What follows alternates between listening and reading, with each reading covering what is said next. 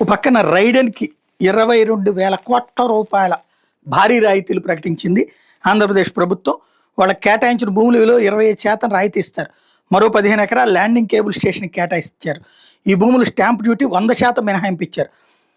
Plant machinery ఖర్చులో 10% మూలధన రాయితీ కింద 10 ఏళ్లలో గరిష్టంగా 2,129 కోట్ల రూపాయలు చెల్లించాలని నిర్ణయించారు.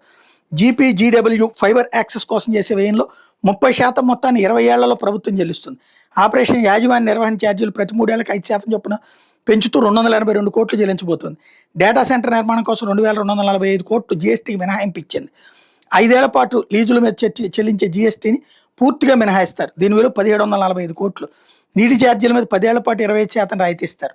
ఈ అన్నిటి దెబ్బతో ఇప్పుడు ఐటీ కంపెనీలు మరికొన్ని వస్తున్నాయి. విశాఖపట్నంలో పెట్టుబడులు పెట్టేందుకు తాజాగా మరికొన్ని ఐటీ కార్యకలాపాలు నిర్వహించేందుకు ముందుకు వచ్చే సంస్థలకు ప్రోత్సాహకాలు అందిస్తుంది. ఇందులో భాగంగా 140 కోట్ల పెట్టుబడితో 2,600 మందికి ఉద్యోగాలు కల్పిస్తూ ఉంటారు.